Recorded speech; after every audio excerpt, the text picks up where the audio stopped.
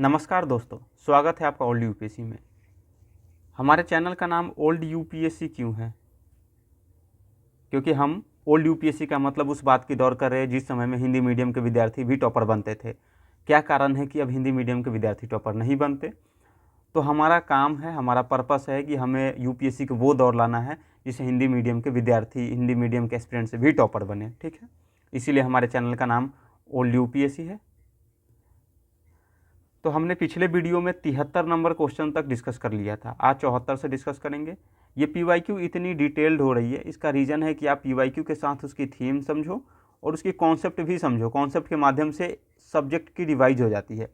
अब जैसे अगर हमने पिछले वीडियो में बात करें तो जैसे इकोनॉमिक्स के जो शब्द, जो बीटा शब्द आए थे, या फिर कोई भी टॉपिक से, पॉलिटी से धन विधेयक आते हैं, तो हम उस टॉपिक को इतनी डिटेल देख लेते हैं कि वो एक बार आपका रिवीजन भी हो जाता है और पीवाईक्यू पूछ किस बेसिस पे रहा है, कैसे पूछ रहा है, वो भी हमें समझ में आ जाती है। ठीक है, तो हम क्वेश्चन पे मूव करते हैं। हमारा 74 नंबर क्वेश्चन क्या है? निम्नलिखित कथनों पर विचार कीजिए। स्वयं सहायता समूह सेल्फ हेल्प ग्रुप कार्यक्रम मूलतः भारतीय स्टेट बैंक द्वारा वित्तीय रूप से वंचितों को लघु ऋण प्रदान कर प्रारंभ किया गया था। यानी कह रहा था कि एसएचजी कार्यक्रम जो है, जो सबसे पहले प्रारंभ किया गया था, वो स्टेट बैंक के द्वारा वित्तीय रूप से वंचितों को लघु ऋण प्रदान करके दिया गया था। यानी स्टेट बैंक द्वारा प्रदान किया गया था, और जो वंचित थे उनको लघु ऋण, स्मॉल ऋण, जो कम अवधि के ऋण होते हैं, वो ऋण प्रदान करके स्टार्ट किया गया था स्वयं सहायता समूह।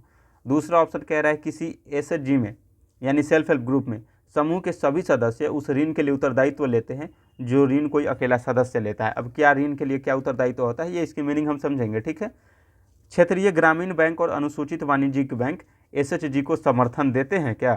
तो देखेंगे उपयुक्त में से कितने कथन सही है और सभी कथन का हम एनालिसिस करेंगे। ठीक है, तो हम एसएचजी के बारे में एक बेसिक जानकारी रख लेते हैं कि सेल्फ हेल्प ग्रुप होती क्या है।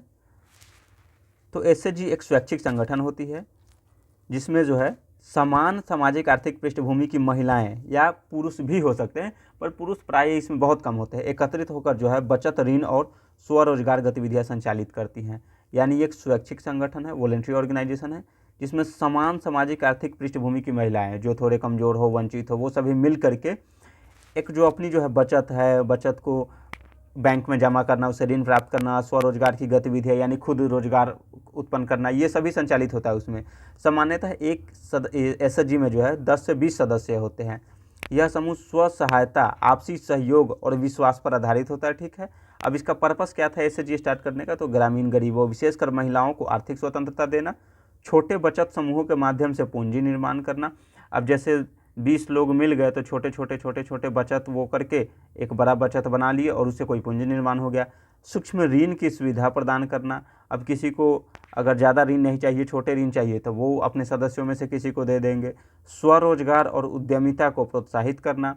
अब वो ऋण क्या करेंगे, दे देंगे तो उससे वो कोई उद्यमिता खोल सकती है, उससे रोजगार प्रोत्साहित हो सकता है।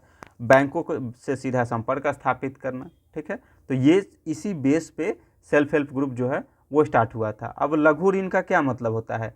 तो ऐसे छोटे मोटे ऋण या छोटे कर्ज होते हैं जो गरीब, ग्रामीण, स्वयं सहायता समूहों या छोटे उद्यमियों को दिए जाते हैं ताकि वे छोटे व्यवसाय, कृषि या स्वरोजगार शुरू बढ़ा सके, यानी छोटे व्यवसाय कर सके, खेती कर सके, या स्वरोजगार उत्पन्न करने के लिए कोई उद्यम काम कर सके। ठीक है, इसकी राशि कम होती है, प्रायः जो है वो 1 लाख से लेकर 10,000 से लेकर 1 लाख तक होती है। कभी कभी 2 लाख तक भी होती है, इसमें 1 से 2 लाख तक हो सकती है। बिना जमानत होता है, यानी कोलेटरल फ्री। यानी जैसे मान लेते हैं आपको बैंक से, ये रहा बैंक, आपको बैंक से लोन लेने हैं, और ये रहे आपको जब बैंक से लोन लेना है तो आप क्या करेंगे, बैंक को कुछ पहले देंगे गारंटी के तौर पे, कोलेटरल के तौर पे। ठीक, उसके बाद फिर बैंक आपको लोन देगा। जैसे अगर आप हाउस लोन ले रहे हैं तो, या फिर कोई भी लोन ले रहे हैं तो जैसे हाउस की वो कागज़ गिरवी रखना। ठीक है, हाउस की कागज़ के हम गिरवी रख दिए तब वो लोन देता है। तो ये जो होता है ये बिना जमानत होता है, यानी उधारकर्ता से कोई सुरक्षा नहीं ली जाती। ठीक है, समूह के माध्यम से दिया जाता है, यानी जैसे स्वयं सहायता समूह या संयुक्त देयता समूह, यानी अगर 4, 5 या 10 लोगों की ग्रुप है तो उसे दिया जाता है ताकि चुकाने में फिर बैंक को एनपीए ना हो, बैंक का जो लोन रहेगा वो एनपीए नहीं होगा। महिलाओं को प्राथमिकता दिया जाता है। अधिकांश लघु ऋण योजनाएं महिलाओं के सशक्तिकरण से जुड़ी होती है। ठीक है, तो ये रहा हमारा एसएचजी से रिलेटेड। अब देखते हैं ये कह रहा है कि क्या एसबीआई स्टार्ट किया था, तो देखते हैं कौन स्टार्ट किया था। तो एसएचजी की जड़ें जो है, यानी एसएचजी का प्रारंभ हुआ 1980 के दशक में तमिलनाडु, कर्नाटक और आंध्र प्रदेश जैसे राज्यों के ग्राम स्तर पर महिला समूहों की स्थानीय पहल से पड़ी थी। परंतु इसे राष्ट्रीय स्तर पर औपचारिक रूप जो है 1992 में मिला। यानी ये अनौपचारिक रूप से तो तमिलनाडु और आंध्र प्रदेश इन सभी में स्टार्ट हो गए थे स्थानीय रूप से, परंतु इसे जो है औपचारिक रूप राष्ट्रीय स्तर पर जो है 1992 में मिला। और वो दिया किसने, तो नाबार्ड ने, यानी राष्ट्रीय कृषि और ग्रामीण विकास बैंक, ठीक है, यानी national bank for agriculture and rural development, यानी national bank for agriculture and rural development, जो 1992 में एसएचजी बैंक लिंकेज प्रोग्राम शुरू किया गया था, ठीक है। उसी के माध्यम से जो है नाबार्ड ने उसे वो औपचारिक रूप प्रदान किया था 1992 में। उद्देश्य क्या है, तो गरीबों को औपचारिक बैंकिंग प्रणाली से जोड़ना और बैंकों के माध्यम से लघु ऋण उपलब्ध कराना। हमने देखा ना कि लघु ऋण जो इन लोगों को दिया जाता है एसएचजी को, वो कोलेट्रल के बिना होता है, यानी बिना गारंटी के दिया जाता है। स्टेट बैंक की भूमिका क्या है, तो अब देखें स्टेट बैंक दिया हुआ है तो इसकी भूमिका देख लेते हैं एसएचजी में। एसबीआई स्वयं सहायता समूह कार्यक्रम शुरू करने वाली संस्था नहीं थी, बल्कि बाद में इस कार्यक्रम में भाग लेने वाला एक अग्रणी बैंक बना, यानी सबसे ज़्यादा भूमिका एसबीआई ने निभाया है। यानी एसबीआई ने नाबार्ड द्वारा शुरू किए गए कार्यक्रम के तहत एसएचजी को जो है वित्त पोषण देना शुरू किया। इसे एसएचजी बैंक लिंकेज प्रोग्राम कहा गया, जिसमें नाबार्ड नीति निर्धारण एवं निगरानी, SBI, Canara bank, Indian bank, बाकी अन्य बैंक जो है वो वित्त प्रदान करते थे, ठीक है, उसके फाइनेंशियल हेल्प करते थे, ठीक है। 1990 के दशक में विकास, यानी 1992 में नाबार्ड ने 500 एसएचजी के साथ पायलट प्रोजेक्ट चलाया। 1996 आरबीआई ने सभी बैंकों को एसएचजी को प्रायोरिटी सेक्टर लैंडिंग में शामिल करने की अनुमति दे दी। प्रायोरिटी सेक्टर लैंडिंग का मतलब होता है कि कुछ बैंकों को अपने पूरे लोन का जो है 100% का या तो 40%, जो हमने ऊपर के क्वेश्चन में डिस्कस किया था, या कोई कोई बैंक जो है उसको 75% देना होता है। यानी ये इसको लेन देना इसमें कंपलसरी है ही प्रायोरिटी सेक्टर में, यानी प्राथमिक क्षेत्र ऋण इसे कहा जाता है, ठीक है। 1999 में स्वर्ण जयंती ग्राम स्वरोजगार योजना के तहत एसएचजी मॉडल को संस्थागत रूप मिला, 1999 में मिला। 1992 में नाबार्ड द्वारा स्थापित किया गया। 2011 में राष्ट्रीय ग्रामीण आजीविका मिशन यानी नेशनल रूरल लाइवलीहुड वो मिशन में एसएचजी को एक आधार स्तंभ बनाया गया, ठीक है। NRLM में जो है एसएचजी को ही एक आधार स्तंभ बनाया गया था। आगे इसकी प्रोविजन देखते, तो हमारा ये क्वेश्चन गलत हो गया कि स्टेट बैंक द्वारा वित्तीय रूप से वंचित को लघु ऋण प्रदान करके प्रारंभ किया गया था, तो नहीं, स्टेट बैंक द्वारा प्रारंभ नहीं किया गया था, नाबार्ड द्वारा किया गया था। दूसरा हमारा ऑप्शन क्या है कि किसी एसएचजी में समूह के सभी सदस्य उस ऋण के लिए उत्तरदायी लेते हैं जो ऋण कोई अकेला सदस्य लेता है। अब इसका मतलब देखते हैं। एसएचजी आपसी विश्वास और सामूहिक उत्तरदायित्व पर आधारित होते हैं। सामूहिक उत्तरदायित्व मतलब सभी लोन के लिए उत्तरदायित्व होते हैं। अब इसके एग्जाम्पल के तौर पर हम समझेंगे। इसलिए जब समूह के किसी एक सदस्य को ऋण दिया जाता है तो पूरा समूह उस ऋण के वापसी की सामूहिक जिम्मेदारी लेता है, ठीक है। इसे क्या कहा जाता है, तो ज्वाइंट लायबिलिटी और ग्रुप लायबिलिटी प्रिंसिपल, यानी सामूहिक दायित्व सिद्धांत कहा जाता है। अब जैसे मान लीजिए कि एसएचजी में 10 महिलाएं हैं, तो बैंक ने उस समूह को 1 लाख का ऋण दिया। अब इसमें से 10 लोग हैं, उसमें से बैंक ने क्या किया, किसी एक को 1 लाख का ऋण दिया, सॉरी उस समूह को 10 लाख, वो 1 लाख का ऋण दिया। अब समूह क्या करेगी, वो 1 लाख को डिवाइड करेगी अपने अपने सदस्यों के बीच। सदस्य ए को जैसे 20,000, सदस्य बी को 15,000, फिर सदस्य सी को 10,000, ऐसे मिलेंगे। मान लेते यदि सदस्य बी किसी कारणवश अपना ऋण नहीं चुका पाया, यानी सबको दिया गया, अब ये अपना ऋण नहीं चुकाया, तो इसका जो ऋण है ये तीनों मिलकर के चुकाएंगे, यानी तो बाकी सदस्य मिलकर उस ऋण की अदायगी करते हैं। यही सामूहिक उत्तरदायित्व का सिद्धांत है, ठीक है, कि अगर कोई एक, सभी को ऋण मिला, अगर कोई एक चुकता नहीं कर रहा है तो उसमें से जो है बाकी और सदस्य मिलकर के उस ऋण को प्रदान करेंगे, ठीक है। तीसरा है क्षेत्रीय ग्रामीण बैंक और अनुसूचित वाणिज्य बैंक एसएचजी को समर्थन देते हैं। इसका क्या मतलब है, एसएचजी को समर्थन देते हैं, तो समर्थन के तरीके जैसे बैंक लिंकेज कार्यक्रम, यानी SHG bank linkage programme NABARD के सहयोग से शुरू किया गया था 1992 में। एसएचजी अपनी बचत राशि जमा करती है, यानी सेविंग्स जो होती है वो सेल्फ हेल्प ग्रुप्स अपनी बचत राशि बैंकों में जमा करती है, फिर बैंक इन समूहों की विश्वसनीयता के आधार पर लोन देता है। क्षेत्रीय ग्रामीण बैंक यानी ग्रामीण क्षेत्रों में एसएचजी को लघु ऋण और कृषि गैर कृषि ऋण देते हैं, ठीक है। यानी रूरल बैंक क्या कहता है, यानी क्षेत्रीय ग्रामीण बैंक जो है वो ग्रामीण क्षेत्रों में एसएचजी को लघु ऋण या कृषि या गैर कृषि ऋण देते हैं। नाबार्ड की सेल्फ हेल्प ग्रुप और बैंक लिंकेज प्रोग्राम योजना के में प्रमुख भागीदार है। अनुसूचित वाणिज्यिक बैंक क्या करते हैं, इन बैंकों के माध्यम से जो है एसएचजी को औपचारिक बैंकिंग प्रणाली से जोड़ा जाता है। अनुसूचित वाणिज्यिक बैंक के माध्यम से इसे महिला सशक्तिकरण और वित्तीय समावेशन को बढ़ावा देने का लक्ष्य होता है। तो हमारा ये गलत था, ये सही है कि ऋण के उत्तरदायित्व लेते हैं जो ऋण कोई अकेला सदस्य लेता है। ये भी सही है कि क्षेत्रीय ग्रामीण बैंक और अनुसूचित वाणिज्यिक बैंक जो है एसएचजी को समर्थन देते हैं, ठीक है। अब बाकी बैंकों के बारे में हम डिटेल देखेंगे, नीचे सारी बैंकों के बारे में डिटेल हम देखेंगे। तो इस क्वेश्चन में हमारा एसएचजी था वो समझ लिए, लघु ऋण क्या होता है वो समझ गए, ऋण के लिए उत्तरदायित्व, ये क्या होता है, सामूहिक उत्तरदायित्व समझ गए। अब क्षेत्रीय ग्रामीण बैंक और अनुसूचित वाणिज्यिक बैंक, ये देखते हैं, इसी ही टॉपिक में समझ लेते हैं कि ये बैंकों की क्लासिफिकेशन में ये बैंक कहाँ पाए जाते हैं। ठीक है, तो हम बैंकों का देखते हैं। अब बैंकों को समझने के लिए हम देख लेते हैं कि वित्तीय संस्थानों के प्रमुख प्रकार, यानी फाइनेंशियल इंस्टीट्यूशन, जो पैसे से संबंधित जो कार्य करते हैं। अब एक होता है बैंकिंग संस्थान, इसके प्रकार में देखें तो एक गैर बैंकिंग, फिर पूंजी बाजार संस्थान और विकास वित्त संस्थान। यानी बैंकिंग संस्थान में वाणिज्यिक बैंक, क्षेत्रीय ग्रामीण बैंक, सहकारी बैंक आदि आते हैं। गैर बैंकिंग जो बैंक नहीं होते हैं वो LIC हो गए, GIC, NABARD, SIDBI, EXIM bank, NHB। ठीक है, जो पूंजी बाजार संस्थान जो होते हैं SEBI, NSE, BSE, mutual funds, देखेंगे कि बैंकिंग संस्थान, गैर बैंकिंग संस्थान, ये सब क्या होता है। विकास वित्त संस्थान जो डेवलपमेंट से रिलेटेड कार्य करते हैं, जैसे IFCI, IDBI, CDB, NABARD, EXIM bank.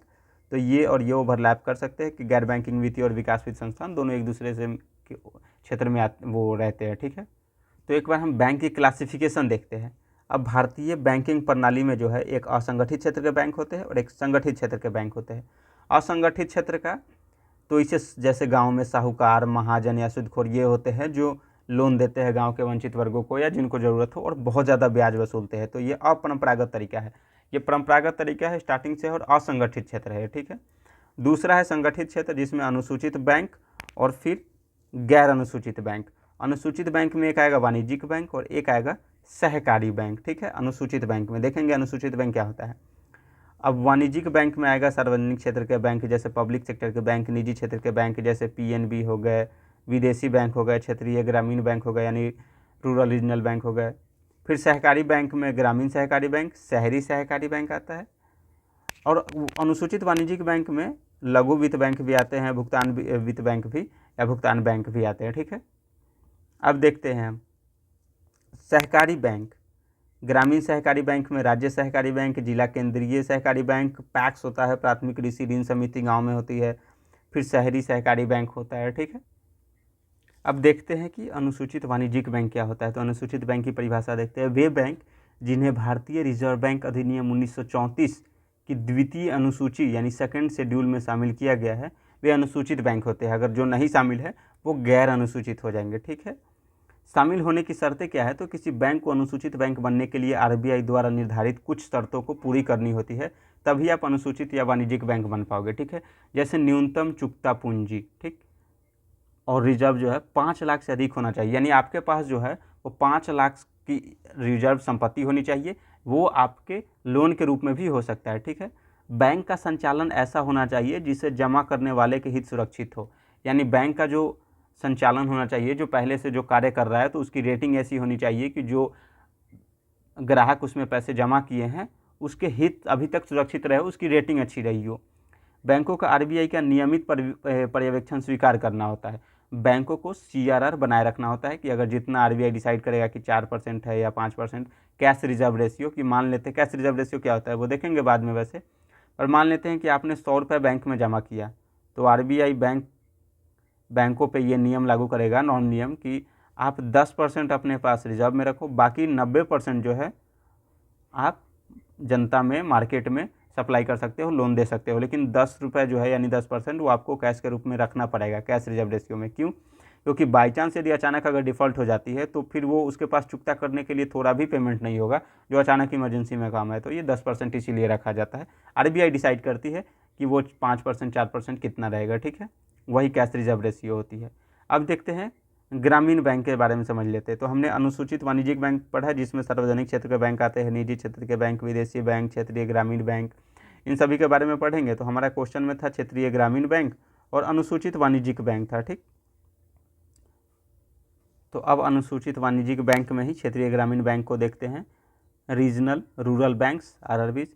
क्षेत्रीय ग्रामीण बैंक जो है भारत में ग्रामीण क्षेत्रों में कृषि, ग्रामीण उद्योग और छोटे उद्यमों को ऋण देने के लिए स्थापित किया गया एक विशेष बैंक है, जो कृषि, ग्रामीण उद्योगों और छोटे उद्यमों को ऋण, इसका नाम ही है क्षेत्रीय ग्रामीण बैंक। ठीक, इसका उद्देश्य था ग्रामीण गरीबों को बैंकिंग सेवाएं उपलब्ध कराना, वित्तीय समावेशन को बढ़ाना, ग्रामीण अर्थव्यवस्था को सशक्त बनाना। स्थापना का आधार क्या था, तो सिफारिश किया था नरसिम्हन समिति 1975 में।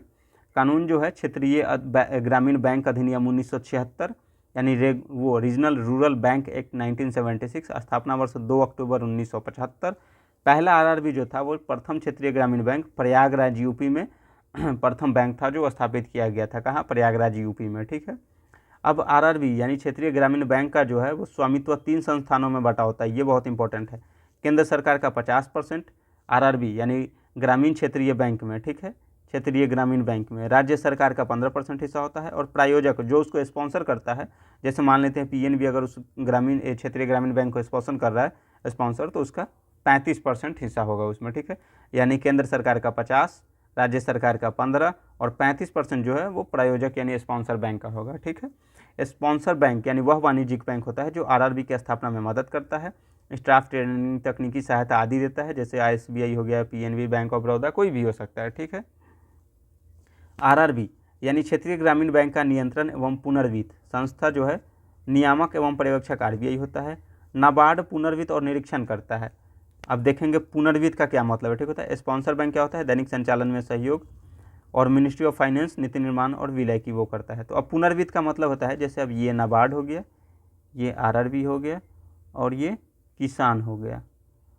तो नाबार्ड का काम है किसानों के विकास के लिए काम करना, पर वो डायरेक्ट किसानों को लोन नहीं देता। वो क्या करता है? पहले आरआरबी को देता है, फिर आरआरबी किसानों को देता है। तो इस तरीके से जो है इसे पुनर्वित्त कहा जाता है कि वो डायरेक्ट किसानों को ना दे करके आरआरबी के माध्यम से यानी क्षेत्रीय ग्रामीण बैंक के माध्यम से हेल्प कर रहा है। ठीक, तो उसे ही पुनर्वित्त कहा जाता है। ये बहुत इंपॉर्टेंट टॉपिक है ये।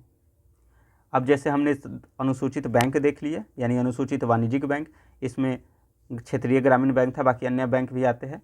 अब इसी का सहकारी बैंक देखते हैं, यानी अनुसूचित बैंक में एक वाणिज्यिक बैंक है जिसमें क्षेत्रीय ग्रामीण बैंक देखे। अब दूसरा है सहकारी बैंक जिसमें ग्रामीण सहकारी और शहरी सहकारी। अब देखते हैं ग्रामीण सहकारी के बारे में। अनुसूचित सहकारी बैंक वो था अनुसूचित वाणिज्यिक बैंक। ये बैंक सहकारी सिद्धांतों पर आधारित होते हैं, यानी एक सदस्य एक वोट, नफ़े से ज़्यादा सेवा के लिए, यानी हर सदस्य को उसमें बराबर हकदार मिलता है, इसीलिए कहा जाता है एक सदस्य एक वोट। ठीक है। उसमें मिल करके काम करते हैं, जैसे ग्रामीण सहकारी बैंक में राज्य कृषि और ग्रामीण विकास बैंक, जिला सहकारी बैंक, ये सब हो गया। शहरी सहकारी बैंक में शहरी क्षेत्रों में छोटे व्यापारियों को ऋण देने के लिए नियंत्रण है, तो आरबीआई और राज्य सहकारी रजिस्ट्रार का द्वैध नियंत्रण होता है इस पर। ठीक है। यानी द्वैध नियंत्रण किसका किसका? तो आरबीआई, राज्य सहकारी रजिस्ट्रार। ठीक है। जबकि आरआरबी पे केवल आरबीआई, और जो पुनर्वित्त करता है वो नाबार्ड करता है, जबकि सहकारी बैंकों पे आरबीआई और राज्य सहकारी बैंक है। इंपॉर्टेंट पॉइंट है। इसका रेगुलेशन कौन करता है? तो नाबार्ड करता है, जो नीति निर्माण पुनर्वित्त निगरानी करता है। आरबीआई जो है मौद्रिक नियंत्रण और बैंकिंग नियमन इस पर लागू करता है। राज्य सहकारी रजिस्ट्रार जो है वो पंजीकरण और प्रशासनिक नियंत्रण करता है, इसलिए इसे कहा जाता है डुअल कंट्रोल सिस्टम, द्वैध नियंत्रण प्रणाली, यानी एक आरबीआई और एक राज्य सहकारी रजिस्ट्रार। ठीक है। अब शहरी सहकारी बैंकों की देखते हैं। ये बैंक शहरी एवं अर्ध शहरी क्षेत्रों में कार्य करते हैं। मुख्यतः छोटे व्यापारी, दुकानदार, मजदूर व मध्यम वर्ग लोगों को ऋण देते हैं। प्रमुख कार्य क्या है? तो छोटे व्यापारियों को ऋण हो गया, फिर बचत खाता और जमा योजनाएं, सामूहिक ऋण प्रणाली, सदस्यों को सामूहिक जिम्मेदारी के साथ ऋण दी जाती है। सामूहिक जिम्मेदारी का मतलब हम पहले समझ चुके हैं। आवास ऋण व उपभोक्ता ऋण देते हैं कि घर के लिए ऋण दिए, फिर कंज्यूमर ऋण दिए। नियमन कौन करता है? तो पहले इन पर जो है आरबीआई और राज्य सरकार दोनों नियंत्रण था, परंतु 2020 में बैंकिंग रेगुलेशन अमेंडमेंट एक्ट के बाद जो है अब आरबीआई का सीधा नियामक नियंत्रण शहरी सहकारी बैंकों पर है। यानी ध्यान दे, एक हो गया ग्रामीण सहकारी बैंक जिसमें आरआरबी और राज्य सहकारी रजिस्ट्रार है, किंतु शहरी सहकारी बैंक में जो है पहले आरबीआई और राज्य सरकार था, किंतु अब जो है 2020 के बाद से वो केवल आरबीआई है। ठीक है। ये ध्यान देने योग्य है कि अब जो है आरबीआई का सीधा नियंत्रण शहरी सहकारी बैंकों पर है। अब चलते हैं हमारा नेक्स्ट क्वेश्चन की ओर। अब बैंकिंग से रिलेटेड हमारा टॉपिक क्लियर हो गया कि अब बैंकों कितने प्रकार के होते हैं। बाकी जब आप पढ़े इकोनॉमिक्स तो उसमें सार्वजनिक क्षेत्र के बैंक, निजी क्षेत्र के बैंक, विदेशी बैंक, ये सब पढ़ ले। ठीक है। फिर लघु वित्त बैंक क्या होता है, भुगतान बैंक क्या होता है, विदेशी बैंक से क्वेश्चन भी आया है 2024 में। ठीक है। नेक्स्ट क्वेश्चन है हमारा 75 नंबर। भारत की सार्वजनिक क्षेत्र स्वास्थ्य देखभाल प्रणाली सीमित, निरोधक, वर्धक और पुनः स्थापक देखभाल के साथ मुख्यतः रोगनाशक व्यवस्था पर ध्यान केंद्रित करता है। इसकी कितनी टफ वो लाइन ऐसे दिया हुआ है कि भारत की सार्वजनिक क्षेत्र स्वास्थ्य देखभाल प्रणाली सीमित, निरोधक, वर्धक और पुनः स्थापक देखभाल के साथ जो है मुख्यतः रोगनाशक व्यवस्था पर ध्यान केंद्रित करता है। भारत के स्वास्थ्य देखभाल प्रदान करने के विकेंद्रीकृत उपागम के अंतर्गत राज्य प्राथमिक रूप से स्वास्थ्य सेवाओं को जुटाने के लिए उत्तरदायित्व है। अब इसका मतलब समझते हैं कि क्या होता है। ठीक है। यानी ये कह रहा है भारत की सार्वजनिक क्षेत्र स्वास्थ्य देखभाल प्रणाली सिस्टम जो है भारत की पारंपरिक सार्वजनिक स्वास्थ्य प्रणाली अधिकतर जो है क्यूरेटिव सेवाओं पर केंद्रित है। क्यूरेटिव मतलब रोगनाशक, यानी पहले बीमारी होगा फिर उसके बाद हम उसका उपचार करेंगे, यानी रोगनाशक सेवाओं पर केंद्रित है, यानी रोग होने के बाद इलाज पर, यानी पहले बीमारी हो गया फिर उसके बाद इलाज करेंगे। हालांकि अब सरकार प्रिवेंटिव, प्रोमोटिव और रिहेबिलिटेटिव देखभाल को भी बढ़ावा दे रही है, जैसे हेल्थ ये वेलनेस सेंटर के जरिए। इसका मतलब है कि अब सरकार पहले से ही जागरूकता या फिर उतने केयर कर रही है कि पहले से ही रोग ही उत्पन्न ना हो। पहले क्या होता था कि रोग उत्पन्न होता था तब उसका हम देखभाल करते थे, अब सरकार ऐसा काम कर रही है कि रोग ये उत्पन्न ही ना हो जो हमें उसके लिए ज़्यादा कठिनाई करना पड़े। ठीक है, कथन को सही माना जा सकता है क्योंकि भारत की पारंपरिक प्रवृत्ति का वर्णन करता है। यानी जो अभी जो पहल स्टार्ट हो रही है कि भाई अभी से ही पहले से ही हम देखभाल करेंगे, वो अभी सीमित तौर पे है, ज़्यादा नहीं है। कि निरोधक, वर्धक और पुनर्स्थापक देखभाल के साथ अभी भी मुख्यतः हमारा प्रणाली क्या है, तो रोगनाशक व्यवस्था ही है अभी भी, पर हम अब इससे शिफ्ट हो रहे हैं वो निरोधक, वर्धक और पुनर्स्थापक की ओर। ठीक है, यानी कि प्रिवेंटिव, निरोधक, प्रमोटिव, वर्धक और रिहेबिलिटेटिव यानी पुनर्स्थापक के रूप में हम उसकी देखभाल कर रहे हैं। ठीक है, दूसरा ऑप्शन कह रहा है भारत के स्वास्थ्य देखभाल प्रदान करने के विकेंद्रीकृत उपागम के अंतर्गत राज्य प्राथमिक रूप से स्वास्थ्य सेवाओं को जुटाने के लिए उत्तरदायी है। तो भारत में स्वास्थ्य जो है राज्य विषय है, राज्य सूची का विषय है। जैसे अब विषय 3 होता है संघ सूची, राज्य और फिर होती है समवर्ती। ठीक, तो 7वीं यानी सूची में हम पढ़े होंगे। तो ये कह रहा है कि राज्य सूची का विषय है स्वास्थ्य, एंट्री 6 में दिया हुआ है यानी प्रवेश 6 में, इसलिए राज्य सरकारें ही मुख्य रूप से स्वास्थ्य सेवाएं प्रदान करने के लिए उत्तरदायी होती है, जबकि केंद्र जो है नीति, कार्यक्रम, वित्तीय सहायता प्रदान करता है। ठीक है, कथन 1 और इसलिए कथन दोनों सही है, परंतु कथन 2 जो है कथन 1 से अलग है, कथन 1 का व्याख्या नहीं करता है। कथन 1 जो है स्वास्थ्य प्रणाली के स्वभाव प्राथमिकता के बारे में है, जबकि कथन 2 प्रशासनिक उत्तरदायित्व के बारे में है। इसीलिए कथन 1 भी सही है, दो भी सही है, किंतु व्याख्या नहीं करता है दूसरा पहले का। ठीक है, तो हमने रोगनाशक व्यवस्था के बारे में समझ लिया था, एक बार देख लेते इसे। रोगनाशक व्यवस्था यानी क्यूरेटिव केयर जो है इलाज प्रधान देखभाल, इसे क्या कहा जाता है, इलाज प्रधान देखभाल, अर्थात यानी बीमारी या चोट हो जाने पर उसका निदान और उपचार, अस्पताल, सर्जरी, दवाइयाँ, विशेषज्ञ सेवा, ये सब किया जाता है। तो इसे कहते हैं यानी रोगनाशक व्यवस्था की रोग हो गया उसके बाद देखभाल। जबकि निरोधक, वर्धक और पुनर्स्थापक का क्या मतलब है कि रोग होने से पहले ही सारी सिस्टम, सारी प्रणालियाँ, बेसिक स्ट्रक्चर ऐसे कर दे कि रोग ज़्यादा हो ही ना, जिससे हमें उतना नुकसान झेलना पड़े। ठीक, ऐतिहासिक प्रवृत्ति क्या रही है, रोगनाशक प्रधानता यानी पारंपरिक सरकारी स्वास्थ्य निवेश और अस्पताल विकास का बड़ा हिस्सा जो है अस्पतालों, डॉक्टरों और उपचार पर गया। परिणाम लोगों की ज़रूरतें अक्सर रोग होने के बाद अस्पताल या दवा पर केंद्रित रही। आउट ऑफ पॉकेट यानी पॉकेट से खर्च भारत में ऊंचा रहा है। यह दिखाता है कि सार्वजनिक प्राथमिकता और कवर कम है, लोग निजी इलाज पर ज़्यादा निर्भर है। पॉकेट, आउट ऑफ पॉकेट का मतलब है कि गवर्नमेंट वो हॉस्पिटल में उतनी फैसिलिटी नहीं है, तो यही अगर प्राइवेट में चले गए तो उससे अपने पॉकेट से बहुत ज़्यादा खर्चा करना पड़ता है, तो इसीलिए उसे आउट ऑफ पॉकेट कहा जाता है, ओपी कहा जाता है। ठीक है, निरोधक देखभाल का मतलब वही होता है कि ऐसी स्वास्थ्य क्रियाएं जो बीमारी को होने से रोके, उदाहरण टीकाकरण, पोषण कार्यक्रम। ये सब क्या है, टीकाकरण हो गया, पोषण कार्यक्रम हो गया, कि पहले से ही टीका लगा दिए, पोषण कर दिए ताकि वो माल न्यूट्रिशन ना हो, यानी कुपोषण का शिकार ना हो, कोई टीकाकरण लगा दिया तो कोई रोग ना हो।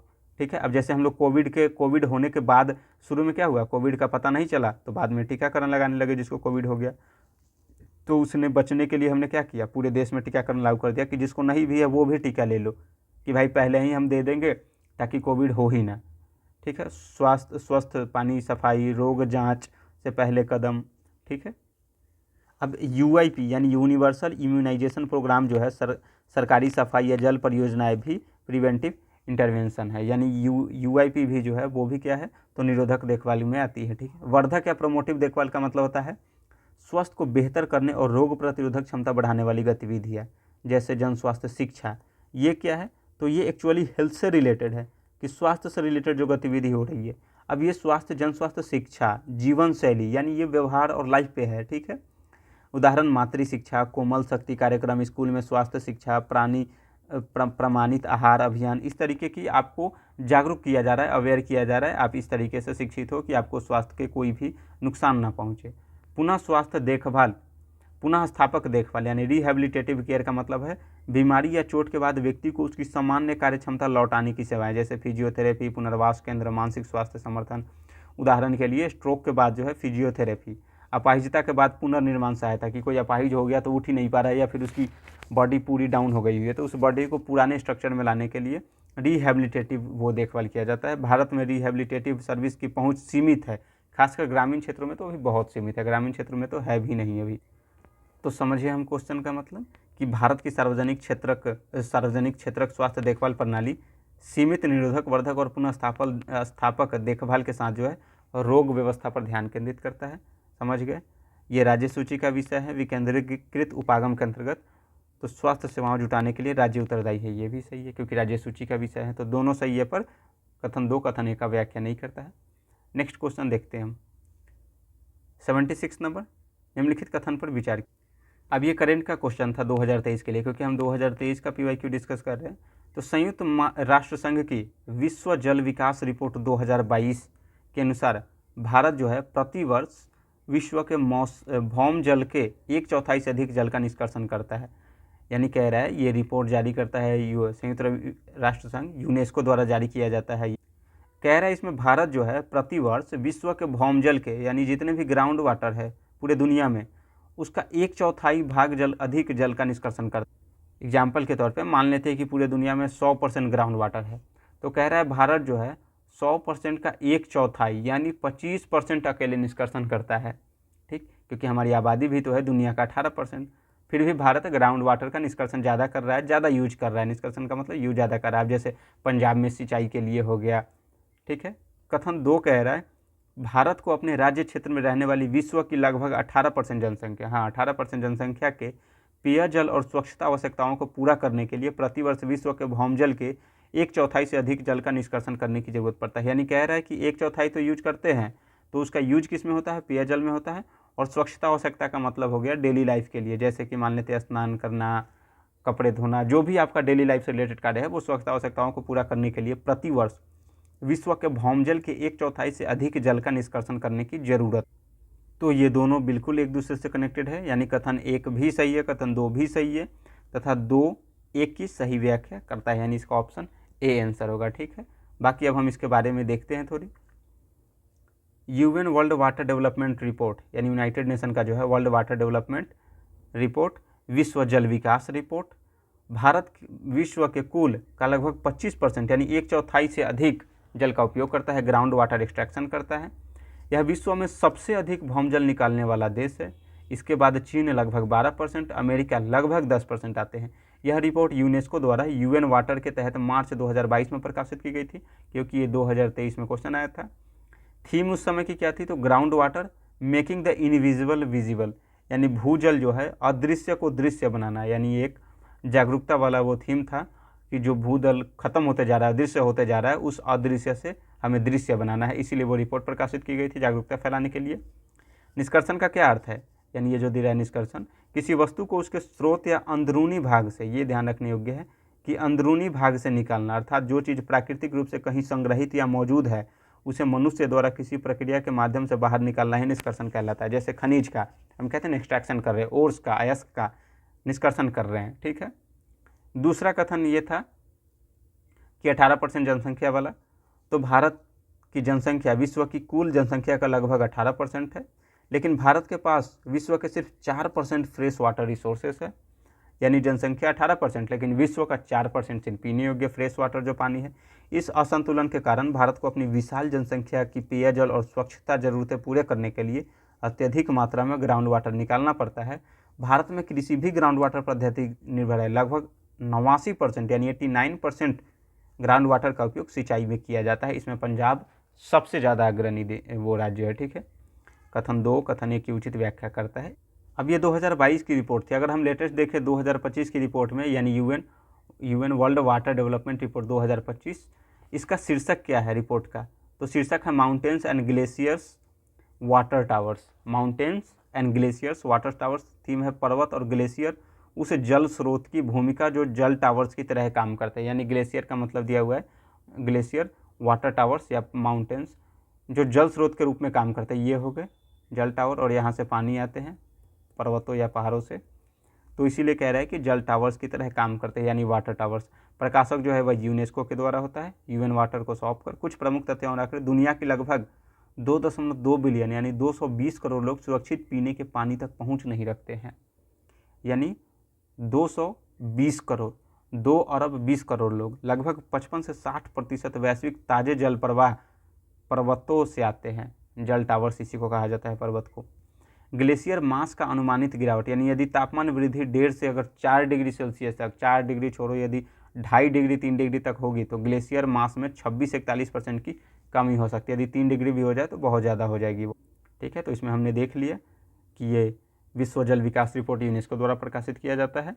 भारत का प्रतिवर्ष क्या है भौम जल का सिचुएशन, और भारत की जनसंख्या कितना यूज कर रही है पेयजल को। ठीक है, नेक्स्ट क्वेश्चन की ओर बढ़ते हैं। 77 नंबर क्वेश्चन, निम्नलिखित कथनों पर विचार कीजिए। भारत के संविधान के अनुसार केंद्र सरकार का एक दायित्व है, यानी ध्यान रखने योग्य है कि कॉन्स्टिट्यूशन के अनुसार। एग्जाम में सबसे बड़ा प्रॉब्लम यही करता है कि ये ध्यान में ही नहीं आता। अगर ये ना रहे ऐसे तो हम क्या किए, ये लाइन पढ़े भारत के संविधान, सब यहाँ से हेडिंग चली जाती है, जो कि हम ये कन्फ्यूज कर जाते हैं कि सबसे ज़्यादा इंपॉर्टेंट है संविधान के अनुसार, यानी संविधान में प्रोविज़न है, ये कह रहा है लाइन कि भारत के संविधान के अनुसार केंद्र सरकार का एक दायित्व है कि वह राज्यों को आंतरिक विक्षेपों से बचाए, यानी इंटरनल डिस्टर्बेंस से बचाए, कि भाई कुछ होता है, शासन लगती है, कोई दिक्कत होती है राज्यों को, तो उससे बचाए। फिर भारत का संविधान ये भी कह रहा है, संविधान में दिया हुआ है, और ये भी कह रहा है कि संविधान में दिया हुआ है कि केंद्र सरकार का एक दायित्व है कि वह राज्यों को आंतरिक विक्षेपों से बचाए, डिस्टर्बेंस से बचाए। संविधान राज्यों को जो है निवारक निरोध में रखे जा रहे किसी व्यक्ति को विधिक काउंसिल उपलब्ध कराने से छूट प्रदान करता है। इसका क्या मीनिंग है वो भी देखेंगे। कहने का मतलब आर्टिकल 22 में जो निवारक नज़रबंदी के तहत किसी को गिरफ्तार किया जाता है तो उसको जो वकील दिए जाने का अधिकार जो है, अगर राज्य चाहे तो उसे मनाही कर सकता है, उस अधिकार से अपने आप को छूट ले सकता है वो। तो ये कितनी कठिन लाइन है, अगर आप ठीक से ना समझो तो क्वेश्चन सॉल्व करने में बहुत प्रॉब्लम हो जाएगी। कि भारत का संविधान राज्यों को निवारक निरोध में रखे जा रहे किसी व्यक्ति को विधिक काउंसिल उपलब्ध कराने, यानी किसी व्यक्ति को जो है विधिक काउंसिल उपलब्ध कराने का राज्य को वो है कि राज्य उपलब्ध कराएगा, परंतु वह छूट ले सकता है कि भाई उसका अगर मन नहीं हुआ तो नहीं भी प्रदान कराएगा। यह संविधान में वर्णित है। क्या ये कथन कह रहा है? आतंकवाद निवारण अधिनियम 2002 ये सस्पेंड हो गया था, फिर भी 2023 में क्वेश्चन पूछा जा चुका है ये। तो आतंकवाद निवारण अधिनियम 2002 के अनुसार पुलिस के समक्ष अभियुक्त की संस्वीकृति को साक्ष्य के रूप में प्रयुक्त नहीं किया जा सकता। तो ये तो बिल्कुल गलत है, क्योंकि प्रयोग किया जा सकता है। क्योंकि अगर हम देखें तो मुंबई जो घटना हुई थी, जो वो 26/11 जिसे हम कहते हैं घटना, तो उसमें कसाब का जो बयान लिया गया था तो वह तो मान्य था ना। तो इसीलिए तो आतंकवाद निवारण अधिनियम, या फिर जब आप वो कोई वेब सीरीज़ देखते हैं जैसे मुंबई डायरीज़ हो गई, या फिर 26/11 नाम की वेब सीरीज़ है या मूवी भी है, तो उसमें ये वो देखने को मिलेगा, वो सीन देखने को मिलती है। तो प्रयुक्त नहीं किया जा सकता, ये बिल्कुल गलत है। यानी पुलिस के समक्ष अगर कोई सामान्य व्यक्ति रहे, आतंकवाद निवारण अधिनियम की बात ना हो, यदि कोई सामान्य व्यक्ति हो तो वो अगर पुलिस के समक्ष अगर स्वीकृति देती है, अपनी गवाही देता है, बयान देता है, तो वो कोर्ट में मान्य नहीं होगा। लेकिन आतंकवादी अगर कोई देता है, वो भी आतंकवाद निवारण अधिनियम 2002 के तहत वो मान्य होगा। ठीक है, अब देखते हैं इसकी बारीक डिटेल देखते हैं एक में कि संविधान के अनुसार केंद्र सरकार का एक दायित्व है कि वह राज्यों को आंतरिक विक्षोभों से बचाए। तो आर्टिकल 355 यानी 355 केंद्रीय सरकार का यह संवैधानिक दायित्व, कॉन्स्टिट्यूशनल ड्यूटी है कि वह प्रत्येक राज्य को बाह्य आक्रमण से बचाए, आंतरिक विक्षोभ से भी बचाए, कि इंटरनल डिस्टर्बेंस कोई हो रही है, कोई विद्रोह हो रहा है, कोई प्रॉब्लम हो रही है राज्य में, तो उससे बचाए। यह सुनिश्चित करे कि प्रत्येक राज्य में सरकार का संचालन संविधान के अनुसार हो रहा है या नहीं, यानी संविधान के अनुसार ही संचालन होना चाहिए। ठीक है, अगर ना हो रहा हो तो इसी बेस पे तो 356 और 365 इसी बेस पे तो राष्ट्रपति आपातकाल लगा देते हैं राज्य में। ठीक है, राष्ट्रीय आपातकाल जिसे कहते हैं। तो ये हमारा क्वेश्चन सही है कि भारत के संविधान ये प्रोविज़न करता है। दूसरा कह रहा है कि संविधान भी प्रोविज़न करता है कि राज्य को छूट दे निवारक वो नज़रबंद व्यक्ति को वकील देने से या कोई विधिक सलाहकार देने से। तो निवारक निरोध का मतलब होता है किसी व्यक्ति को अपराध करने से पहले ही रोकने के लिए हिरासत में लेना, जिसे प्रिवेंटिव डिटेंशन कहते हैं, निवारक नज़रबंदी। ठीक है, या निवारक निरोध कहते हैं। यदि यह आशंका हो कि वह लोक व्यवस्था यानी पब्लिक ऑर्डर, जो सार्वजनिक क्षेत्र हो गए, उससे राष्ट्रीय सुरक्षा या सार्वजनिक शांति के लिए खतरा बनने वाला है या बन सकता है, तो उससे पहले ही वो सरकार को उसे गिरफ्तार करने का अधिकार। तो राज्य के छूट के मामले में संविधान क्या कहता है, यानी राज्य के छूट के मामले में संविधान क्या कहता है? तो राज्य को यह बाध्यता नहीं है कि वह उस व्यक्ति को विधिक सलाहकार उपलब्ध करवाए, यानी अधिकार है कि भाई विधिक वो राज्य सरकार को है कि वह विधिक सलाहकार उपलब्ध करवाता है। कोई व्यक्ति को यदि निवारक नज़रबंद के तहत गिरफ्तार किया गया तो उसको एक वकील दिया जाएगा कि भाई क्या करना है क्या नहीं करना है, वो कैसे होगा, तो वकील दिया जाएगा। लेकिन बाध्यता नहीं है, अगर वो चाहेगा तो नहीं भी उपलब्ध करा सकता है, वकील के लिए मना भी कर सकता है। यानी राज्य को छूट दी गई है, एग्जाम्पशन दी गई है। ऐसा इसीलिए क्योंकि निवारक निरोध का उद्देश्य अपराध रोकना है, न कि सजा देना। ठीक है, यानी वह गिरफ्तार क्यों किया गया, भाई अपराध रोकने के लिए किया गया, उसे सजा देने के लिए थोड़ी ना गिरफ्तार किया गया है। जो वकील हम बाध्य ही है कि हम वकील उसको दे, क्योंकि हमें उसे कोई गलत या दंड या गलत काम कार्य करने से रोकना है हमें उसे। ठीक, अब वो नज़रबंदी निवारक निरोध से रिलेटेड आर्टिकल देखते हैं। 22(1) विधिक काउंसिल का अधिकार, यानी सामान्य गिरफ्तारी के लिए जो है आर्टिकल 22(1) क्या कहता है कि यदि सामान्य गिरफ्तारी हो तो विधिक काउंसिल का उसको अधिकार है, यानी उसको वकील या कोई भी विधिक सलाहकार उसको मिलना ही चाहिए परामर्श के लिए। ठीक है, आर्टिकल 22(3)(b) कि प्रिवेंटिव डिटेंशन के तहत जो है इस अधिकार से छूट प्राप्त है कि भाई अगर प्रिवेंटिव डिटेंशन यानी निवारक नज़रबंदी या निवारक निरोध के तहत गिरफ्तार किए जाते हैं तो इससे राज्य अगर चाहेगा तो वकील या कोई भी विधिक सलाहकार नहीं भी दे सकता है, आपको उससे सलाह लेने की आज्ञा नहीं दे सकता है।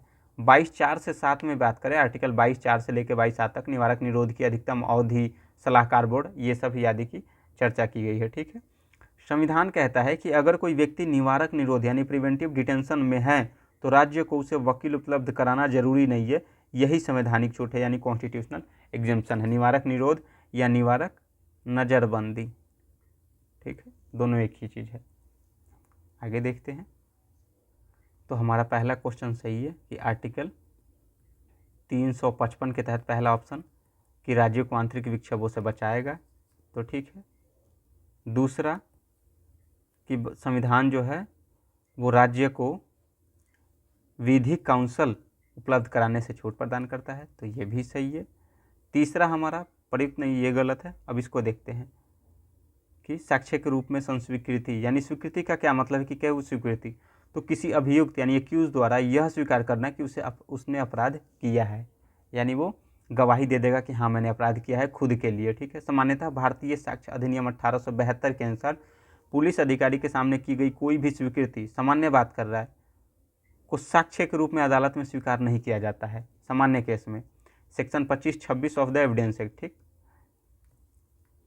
इसका उद्देश्य है अभियुक्त पर दबाव या प्रताड़ना डालकर झूठी स्वीकृति लेने से बचना। यानी अगर मान लेते हैं पुलिस कस्टडी में है, तो अगर वो सुप्रीम कोर्ट ये कर दे कि भाई वो जो अपने खिलाफ स्वीकृति देगा या गवाही देगा वो मान्य होगा, तो पुलिस तो उसे 10-5 मिनट में वो गवाही दिलवा लेगा। ठीक है, इसीलिए मान्य नहीं है ताकि पुलिस वगैरह उस पर दबाव ना बनाए, ठीक है, टॉर्चर ना करे। अब देखते हैं हम पोटा देखते हैं जो अभी ऊपर दिया हुआ था, आतंकवाद निवारण अधिनियम 2002। तो पोटा कानून जो है 2001 के संसद हमले के बाद भारत की आंतरिक सुरक्षा को मजबूत करने के उद्देश्य से लाया गया था। 2001 में संसद हमले हुआ था, इसे संसद द्वारा 26 मार्च 2002 को पारित किया गया और 28 मार्च 2002 से लागू किया गया। ठीक है, इसका उद्देश्य था आतंकवादी गतिविधियों को रोकना, प्रिवेंशन ऑफ टेररिस्ट एक्टिविटीज़, तथा आतंकवाद से संबंधित अपराधों की जांच और दंड की प्रक्रिया को सरल बनाना। प्रमुख प्रावधान क्या था इसमें, तो आतंकवादी कृत्य की परिभाषा दी गई थी, यानी ऐसा कोई भी कृत्य जो जनता में भय फैलाए, किसी व्यक्ति या समूह को नुकसान पहुंचाए, सरकारी तंत्र को अस्थिर करे या राष्ट्रीय एकता और अखंडता के विरुद्ध हो, उसे आतंकवादी कृत्य माना गया। विशेष न्यायालयों की स्थापना की गई थी इसके लिए कि आतंकवाद से संबंधित अपराधों के त्वरित निपटान के लिए जो है विशेष न्यायालय स्पेशल कोर्ट की स्थापना की गई। इस न्यायालय को राज्य सरकार की सिफारिश पर केंद्र सरकार अधिसूचित करती थी, यानी इस न्यायालय को राज्य सरकार की सिफारिश पर केंद्र सरकार अधिसूचित करती थी कि हाँ ये गठन होगा, यहाँ नहीं होगा। इन अदालतों में सामान्य न्यायालयों की तुलना में कड़ी प्रक्रिया अपनाई जाती, तो ये इसके कुछ प्रोविज़न हो गए। अब देखें तो गिरफ्तारी और हिरासत से संबंधित, यानी पुलिस को बिना वारंट किसी संदिग्ध को गिरफ्तार करने का अधिकार था। पोटा के तहत आरोपी को 2002 आरोपी को अधिकतम 180 दिनों तक हिरासत में रखा जा सकता था, जो सामान्य कानून में 90 दिन है। अभियुक्त को जमानत मिलने की संभावना बहुत कम थी। ठीक है, स्वीकृति का प्रावधान है, इस अधिनियम के तहत जो है पुलिस अधिकारी एसपी स्तर या उससे ऊपर के सामने अभियुक्त द्वारा दी गई स्वीकृति को साक्ष्य के रूप में स्वीकार किया जा सकता है, यानी एसपी या उससे ऊपर के अधिकारी होनी चाहिए, पुलिस के सामने नहीं होनी चाहिए। ठीक है, जो नॉर्मल होते हैं, एसआई होते हैं, पुलिस होते हैं, वो सब इंस्पेक्टर। हालांकि यह प्रावधान बहुत विवादास्पद था, क्योंकि इससे जो है झूठे मुकदमों और पुलिस अत्याचार की संभावना बढ़ सकती थी। बिल्कुल, बाद में 2004 में इसे असंवैधानिक मानते हुए इस अधिनियम को ही समाप्त कर दिया गया। संपत्ति जब्त करने की शक्ति भी थी इसमें। यदि कोई व्यक्ति आतंकवादी गतिविधियों में संलग्न पाया जाता है तो उसकी चल अचल संपत्ति जब्त की जा सकती है। ठीक, अब चल अचल संपत्ति क्या होती है? चल का मतलब जिसे आसानी से उसमें तरलता प्रदान किया जा सके, बेचा जा सके, सेल किया जा सके, और अचल मतलब जो जल्दी बेचने योग्य ना हो, सेलेबल नहीं हो। जब जैसे कि घर हो गए तो वो अचल संपत्ति है, पर ये शेयर मार्केट या फिर ज़मीन ये सब हो गए तो वो चल संपत्ति हो गए। ठीक है, गहने हो गए ये सब। निरसन क्या है? तो यूपीए सरकार ने 2004 में इस अधिनियम को समाप्त कर दिया। इसके स्थान पर आतंकवाद विरोधी प्रावधानों को गैर कानूनी क्रियाकलाप निवारण अधिनियम 1967 यूपीए में शामिल कर लिया गया। यानी जिसके आतंकवाद विरोधी प्रावधान जो थे उसको यूएपीए में शामिल कर लिया गया। यूएपीए कब का है? 1967, अनलॉफुल एक्टिविटी प्रिवेंशन एक्ट के तहत जो है। आज के समय में यूएपीए ही भारत का मुख्य आतंकवाद निवारक कानून है, एंटी टेररिज्म लॉ है वो। ठीक, बाकी आप आर्टिकल 22 एंड 355 ये ध्यान से पढ़े, ये बहुत इंपॉर्टेंट है। आर्टिकल 22 से बार बार क्वेश्चन आ रही है अभी। अब हम नेक्स्ट क्वेश्चन की ओर मूव करते हैं। 78 नंबर क्वेश्चन है। 78 नंबर क्वेश्चन देखने से पहले हम जो ऊपर वो स्वास्थ्य प्रणाली वाली क्वेश्चन जो देख रहे थे, भारत की सार्वजनिक क्षेत्रक स्वास्थ्य प्रणाली के बारे में, इसके हमने डिटेल्स देख लिए थे। पर एक बार इस प्रोविज़न जो हमारा छूट गया था उस टाइम, इसे देख लेते हैं। ठीक है, कि ये स्वास्थ्य किसके तहत काम कर रही है। तो सार्वजनिक स्वास्थ्य देखभाल प्रणाली यानी पब्लिक हेल्थ केयर सिस्टम जो है सरकार द्वारा संचालित 3 स्तरीय संरचना पर आधारित है। नागरिकों को सुलभ, एक्सेसिबल होना चाहिए, किफ़ायती यानी अफोर्डेबल होना चाहिए, यानी वहाँ तक आसानी से वो ज़्यादा पैसे ना हो, गुणवत्तापूर्ण और स्वास्थ्य सेवाएं प्रदान करना होना चाहिए। यह जो है राष्ट्रीय स्वास्थ्य मिशन यानी नेशनल हेल्थ मिशन NHM के तहत जो है मुख्य रूप से चलती है। ये इससे रिलेटेड प्रमुख योजनाएं में देखो तो जैसे राष्ट्रीय स्वास्थ्य मिशन, नेशनल हेल्थ मिशन 2005 में प्रारंभ किया गया था। 2 उप मिशन है इसके, नेशनल रूरल हेल्थ मिशन यानी ये ग्रामीण के लिए, और नेशनल अर्बन हेल्थ मिशन यानी एक शहरी के लिए। उद्देश्य ग्रामीण और शहरी गरीबों को बुनियादी स्वास्थ्य सेवाएं प्रदान करना। दूसरा है प्रधानमंत्री जन आरोग्य योजना यानी स्वास्थ्य रिलेटेड है, 2018 में प्रारंभ किया गया। 5 लाख तक का स्वास्थ्य बीमा 10 करोड़ से अधिक परिवारों को। इसके 2 घटक है, health and wellness centres HWC प्राथमिक स्तर पर, और प्रधानमंत्री जन आरोग्य योजना द्वितीय व तृतीय स्तर की सेवा के लिए। यानी अगर प्राथमिक कोई दिक्कत है तो आप हेल्थ एंड वेलनेस सेंटर पे जा सकते हैं, ज़्यादा दिक्कत है तब आप द्वितीय और तृतीय स्तर की सेवा के लिए अप्लाई कर सकते हैं। जन औषधि योजना ये भी स्वास्थ्य से रिलेटेड है, सस्ती दवाएं उपलब्ध कराने हेतु, क्योंकि हर जगह ये जन औषधि योजना के तहत वो PM औषधि केंद्र खुल रही है, वहाँ सस्ती दवाएं मिलती है। राष्ट्रीय टीकाकरण कार्यक्रम, बच्चों एवं गर्भवती महिलाओं को टीकाकरण करना। ठीक है, वित्त पोषण फाइनेंसिंग, भारत में स्वास्थ्य व्यय का लगभग 65% निजी क्षेत्र से आता है, 35% सार्वजनिक क्षेत्र से। सरकार अपने बजट का लगभग मात्र 2.1% 2024-25 में स्वास्थ्य पर खर्च करती है। New education policy 2.5% of GDP by 2025। स्वास्थ्य और शिक्षा पे कम खर्च है। शहरी क्षेत्र की व्यवस्था देखें तो शहरी क्षेत्र में स्वास्थ्य सेवाएं प्रदान करने तो निम्न संस्थान है, यानी urban primary health centre, urban community health centre, municipal hospital या डिस्पेंसरीज, मेडिकल कॉलेज एवं सेंट्रल हॉस्पिटल, ये सभी होते हैं। ये सभी इसीलिए जान ले रहे हैं कि आपको ये जो है सार्वजनिक स्वास्थ्य देखभाल प्रणाली, इससे रिलेटेड जो टर्मिनोलॉजी है कि सार्वजनिक स्वास्थ्य देखभाल प्रणाली ये है क्या, वो समझ में आ जाएगा कि नेशनल हेल्थ मिशन के तहत जो है वो स्टार्ट किया गया था। 3 स्तरीय है, प्राथमिक लेवल पे, माध्यमिक और तृतीयक। प्राथमिक पे उपकेंद्र, सब सेंटर एवं प्राथमिक स्वास्थ्य केंद्र PHC। जनसंख्या कवरेज जो है लगभग 5,000 जनसंख्या पहाड़ी या कठिन क्षेत्रों में 3,000 होनी चाहिए।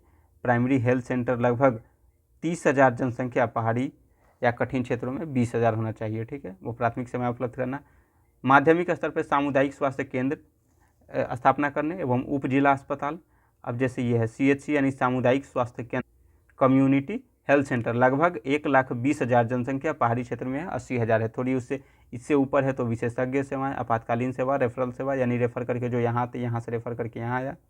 तृतीयक में जो है जिला अस्पताल, चिकित्सा महाविद्यालय जैसे district hospital, medical college, AIMS ये सब हो गए। राज्य या राष्ट्रीय स्तर पर सुपर स्पेशलिटी सेवाएं, प्रशिक्षण स्रोत, ये सभी यहाँ होते हैं। ठीक, तो हम आगे क्वेश्चन देखते हैं। ये हमारा बच गया था थोड़ा। 78 नंबर क्वेश्चन, निम्नलिखित में से कौन सा एक देश दशकों से गृह कलह और खाद्य संकट से त्रस्त रहा है तथा हाल के पिछले दिनों में अति गंभीर दुर्भिक्ष के लिए समाचारों में था। ये लेटेस्ट क्वेश्चन, वो करेंट का क्वेश्चन था 2023 का। तो कह रहा है कि खाद्य संकट से भी जूझ रहा है और गृह युद्ध भी हो रही है। अंदर उस राज्य में हमेशा कोई ना कोई वो युद्ध का संकट छाया ही रहता है। तो इसमें कौन सा आंसर था? तो सोमालिया आंसर था। अब देखते हैं, हम इसको मैप में देखते हैं ताकि हमारा मैप क्लियर हो जाए। अंगोला, कोस्टारिका, इक्वाडोर और सोमालिया। तो ये रहा हमारा अंगोला। अंगोला के ऊपर में है डेमोक्रेटिक रिपब्लिक ऑफ कांगो, ये अंगोला के ऊपर में है, यानी बॉर्डर शेयर करता है। फिर उसके बाद जाम्बिया से शेयर करता है अंगोला। उसके बाद फिर नामीबिया से शेयर करता है। जिम्बाब्वे से शेयर नहीं करता। जाम्बिया है, डेमोक्रेटिक रिपब्लिक ऑफ कांगो है और नामीबिया है। ठीक, तो उसके बाद देखें तो सोमालिया यहाँ है, यहाँ है पूर्वी अफ्रीकी दरार, ये नया बन रही है। तो सोमालिया, जिबूती है, फिर उसके बाद केन्या के साथ शेयर करता है, फिर उसके बाद इथोपिया के साथ। तो जिबूती, केन्या, इथोपिया ये सब हो गया। कोस्टा रिका देखें तो ये रहा कोस्टा रिका, यानी ये साउथ अमेरिका, ये नॉर्थ अमेरिका, ये मैक्सिको हो गया ऊपर। फिर ये हो गया Guatemala, El Salvador, Nicaragua, Costa Rica, Panama, फिर ये कोलंबिया, वेनेजुएला, ये सब हो गया। तो हमारा पनामा के जस्ट ऊपर है कोस्टा रिका, जिसको सान जोसे जो है ये इसकी राजधानी है। पनामा और निकारागुआ के बीच में है कोस्टा रिका। अब फिर देखते हैं इक्वाडोर कहाँ है। तो ये रहा इक्वाडोर, साउथ अमेरिका में। ठीक, यानी ये रहा हमारा कोस्टा रिका और ये इक्वाडोर, कोलंबिया। तो कोस्टा रिका दो से बॉर्डर शेयर करता है, एक है निकारागुआ और एक है पनामा। इक्वाडोर जो है वो कोलंबिया और पेरू, इन दोनों से बॉर्डर शेयर करता है। यहाँ है गैलापागोस आइलैंड, इक्वाडोर का ही है, ये इक्वेटर के पास से गुजरता है। ये बहुत इंपॉर्टेंट है गैलापागोस आइलैंड। ये बहुत 1997-98 के करीब में ये यूपीएससी में पूछ चुका है ये। ठीक, अब हम नेक्स्ट क्वेश्चन की ओर देखते हैं। 79 नंबर की, निम्नलिखित कथनों पर विचार कीजिए। भारत में जैव विविधता प्रबंधन समितियाँ नगोया प्रोटोकॉल के उद्देश्य को हासिल करने के लिए प्रमुख कुंजी है। यानी जैव विविधता प्रबंधन समितियाँ क्या है, नगोया प्रोटोकॉल के उद्देश्य क्या है, वो देखेंगे। जैव विविधता प्रबंधन समितियों के अपने क्षेत्राधिकार के अंतर्गत जैव संसाधनों तक पहुंच के लिए संग्रह शुल्क लगाने की शक्ति सहित पहुंच और लाभ सहभागिता निर्धारित करने के लिए महत्वपूर्ण वो प्रक्रिया है। यानी जैव विविधता प्रबंधन समिति ये जो है उसके अपने क्षेत्राधिकार के तहत उसके कौन से कार्य करने की शक्ति है, यानी वो क्या क्या कार्य कर सकता है। ठीक, तो अब देखते हैं जैव विविधता प्रबंधन समिति क्या है। तो जैव विविधता प्रबंधन समिति यानी BMCs, बायोडाइवर्सिटी मैनेजमेंट कमेटी का गठन जैव विविधता अधिनियम यानी बायोडाइवर्सिटी एक्ट 2002 के तहत किया गया है। इसका उद्देश्य है स्थानीय स्तर पर जैव विविधता का संरक्षण, सतत उपयोग और पारंपरिक ज्ञान का दस्तावेजीकरण करना। ठीक है, यह अधिनियम भारत की प्रतिबद्धता का हिस्सा है जो उसने संयुक्त राष्ट्र की जैव विविधता पर अभिसमय CBD 1992 यानी कन्वेंशन ऑन बायोलॉजिकल डाइवर्सिटी 1992 के तहत ली गई थी। यानी यह अधिनियम जो है भारत की प्रतिबद्धता का हिस्सा है। कौन? तो बायोडाइवर्सिटी एक्ट 2002 जो जैव विविधता पर अभिसमय यानी CBD 1992 में जो हुआ था उसके तहत यह स्थापित की गई। अगर फंक्शन देखें BMC की यानी जैव विविधता प्रबंधन समिति की, तो जैव विविधता रजिस्टर यानी PBR तैयार करना, स्थानीय पौधा, जानवरों, जड़ी बूटियाँ, सूक्ष्म जीवों, पारंपरिक ज्ञान आदि का दस्तावेजीकरण करना, स्थानीय जैव संसाधनों का संरक्षण करना, पारंपरिक तरीकों से जैव विविधता को सुरक्षित रखना, सतत उपयोग का मतलब है संसाधनों का ऐसा उपयोग जो भविष्य की पीढ़ियों के लिए उपलब्ध हो। ठीक, लाभ साझाकरण यानी बेनिफिट शेयरिंग की बात करता है। बेनिफिट शेयरिंग का क्या मतलब है?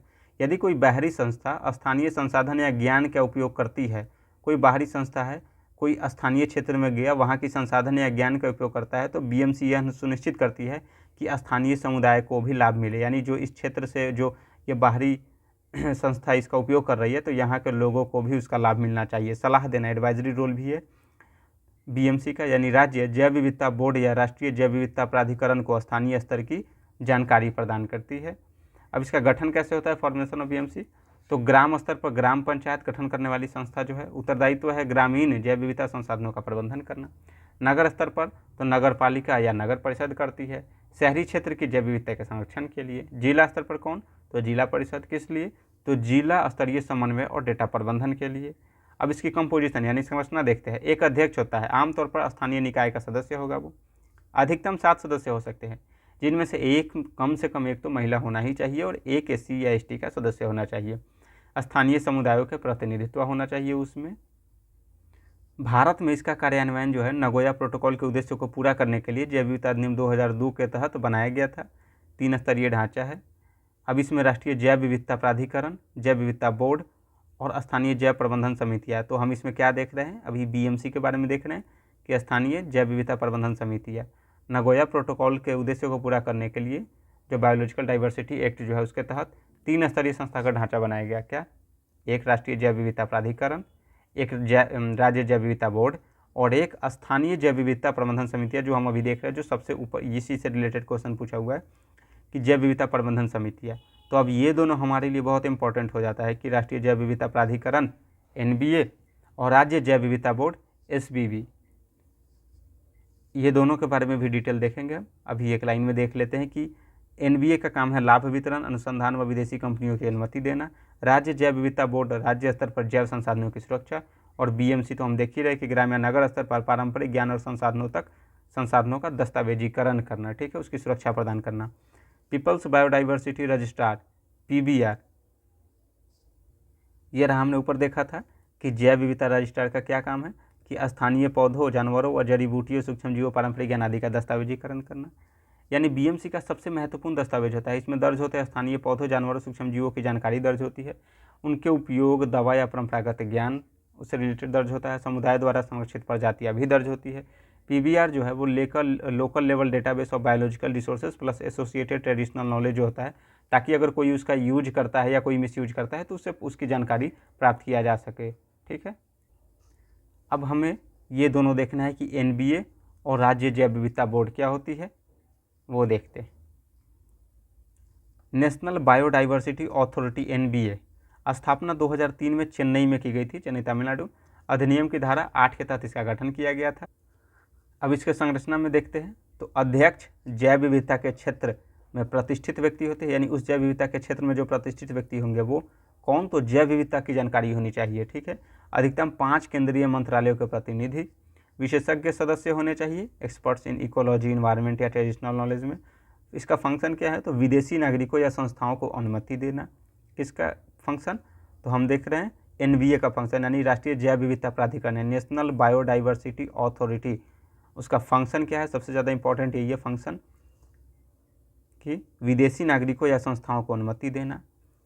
अप्रूवल है, भारत की जैव संपदा या पारंपरिक ज्ञान के उपयोग के लिए, उदाहरण कोई विदेशी कंपनी भारतीय औषधि पौधों का उपयोग दवा बनाने के लिए करना चाहती है तो उसे NBA की अनुमति लेनी होगी। लाभ साझाकरण, यानी जब कोई कंपनी या संस्था जैव संपदा से लाभ कमाती है, जब कोई कंपनी या संस्था जैव संपदा यानी से लाभ कमाती है तो उसका एक हिस्सा जो है स्थानीय समुदाय को दिया जाता है, जिस स्थानीय क्षेत्र से वो जैव संपदा का यूज कर रही है।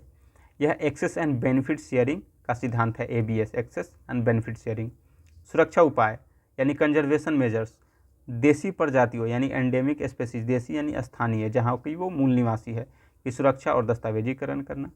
संवेदनशील प्रजातियों की रक्षा, इनकी व्यावसायिक दोहन को रोकथाम, जो संवेदनशील प्रजाति है जो विलुप्त हो रहा है या जो कम है उसकी रक्षा करना, ये सभी उसका कार्य। तो ये रहा, तो हमारा इसका सबसे मेन क्या है कि अप्रूवल देने का काम है, वो इसका कार्य ध्यान रखे। अब राज्य जैव विविधता बोर्ड देखते हैं, यानी स्टेट बायोडाइवर्सिटी बोर्ड SBB। स्थापना जैव विविधता अधिनियम 2002 की धारा 22 के तहत प्रत्येक राज्य सरकार द्वारा स्थापित किया जाता है। संरचना में अध्यक्ष होता है, राज्य के संबंधित विभागों के सदस्य जैसे वन, कृषि, मत्स्य, औषधीय पौधे, ये सब। इसका फंक्शन क्या होता है, मुख्य कार्य, तो भारतीय नागरिकों या संस्थाओं को अनुमति देना। ये भारतीय नागरिकों या संस्थाओं को अनुमति देना।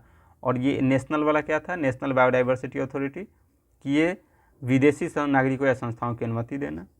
यदि वे भारत की जैव संपदा का उपयोग व्यावसायिक उद्देश्यों के लिए करना चाहते हैं, परंतु विदेशी कंपनियों को अनुमति देने का कार्य केवल NBA करता है, ठीक, वो स्टेट बोर्ड नहीं करता है। राज्य स्तर पर BMC की सहायता और निगरानी, जैव विविधता रजिस्ट्रार यानी बायोडाइवर्सिटी रजिस्ट्रार्स का निर्माण और रखरखाव, राज्य की जैविक संपदा का संरक्षण, सतत उपयोग सुनिश्चित करना, ठीक है। अब यानी हम तीनों की कंपैरिजन देखें तो ये क्या था कि ये राष्ट्रीय स्तर पे है और ये राज्य स्तर पे है और ये स्थानीय स्तर पे है। ये राज्य विदेशी कंपनियों को अनुमति देता है या संस्थाओं को, ये राज्य स्तर पर है जो राज्य के अंदर में देशी या कंपनियों या संस्थाओं को, और यह स्थानीय स्तर पे यानी ग्राम नगर स्तर पर पारंपरिक ज्ञान और संसाधनों का दस्तावेजीकरण करता है। ठीक, तो ये तीनों नगोया प्रोटोकॉल के तहत गठित है। बायोलॉजिकल डाइवर्सिटी एक्ट 2002 के तहत, और 2002 किसके तहत है तो CBD convention on biological diversity 1992 के तहत जो हुआ था उसके तहत वो अधिनियम 2002 लाया गया। अब उससे अगला देखते हैं कि जैव विविधता पर अभी समय कब हुआ था तो convention on biological diversity CBD 1992। इसकी शुरुआत हुई थी 1980 के दशक में। विश्व में जैव विविधता के क्षरण यानी लॉस ऑफ बायोडाइवर्सिटी की चिंता जब बढ़ी थी, तब इसे रोकने के लिए संयुक्त राष्ट्र पर्यावरण कार्यक्रम, ये बहुत ज़्यादा इंपॉर्टेंट है कि UNEP जो था, इसे अंतर्राष्ट्रीय समझौते की रूपरेखा तैयार की। किसने तैयार किया था तो UNEP ने तैयार किया था। अब इसे पृथ्वी शिखर सम्मेलन यानी ग्रह पृथ्वी सम्मेलन, अर्थ समिट भी कहा जाता है, जो रियो डी जेनेरियो ब्राज़ील में है, जो 1992 में यहीं पर CBD को अंगीकार किया गया था। कहाँ? रियो डी जेनेरियो 1992 ब्राज़ील में। प्रवर्तन तिथि क्या है तो 19 दिसंबर 1993 से ये लागू हो गया, यानी 29 दिसंबर 1993 से ये लागू हो गया। भारत द्वारा अनुमोदन कब किया गया तो 1994 में भारत उस पर हस्ताक्षर किया।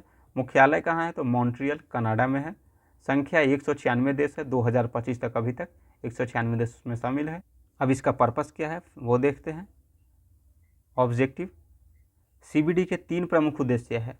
कंजर्वेशन ऑफ बायोलॉजिकल डाइवर्सिटी यानी पृथ्वी की जैव विविधता का संरक्षण करना है, पौधे, जानवर, सूक्ष्मजीव, ये सभी हो गए जैव विविधता में। Sustainable use of its components यानी जैव संसाधनों का जो है, जितने भी बायोलॉजिकल सोर्सेस है उसका सतत उपयोग, ताकि भविष्य की पीढ़ियाँ भी उससे लाभ उठा सके, लाभान्वित हो सके। अब इतना नहीं यूज कर दे कि अभी खत्म हो जाए तो भविष्य की पीढ़ी का खाक लाभ उठाएगी। Fair and equitable sharing of benefits यानी ABS। तो जब कोई संस्था या देश किसी जैव संसाधन या पारंपरिक ज्ञान का उपयोग करे तो उससे होने वाले लाभ को समाप्त रूप से, यानी अगर किसी क्षेत्र से हम अगर कोई वो संसाधन का उसका लाभ उठा रहे हैं तो उससे जो लाभ हो रहा है वो स्थानीय क्षेत्र को भी बांटना, या जिस भी क्षेत्र से किया जा रहा है उस क्षेत्र को में बांटना वो लाभ को। ठीक है, अब इसकी संस्थागत संरचना की बात करें तो COP conference of the parties CBD के तहत ही होती है, यानी CBD की सर्वोच्च निर्णय लेने वाली निकाय, हर 2 वर्ष में इसकी बैठक होती है। ध्यान देने योग्य है कि जो COP की बैठक है वो हर 2 वर्ष में होती है। ठीक, और कन्वेंशन ऑन बायोलॉजिकल डाइवर्सिटी की सर्वोच्च संस्था होती है निर्णय लेने वालों में। Subsidiary body on scientific, technical and technological advice यानी SBSTTA वैज्ञानिक और तकनीकी सलाह देती है, ये भी CBD की ही संस्था है।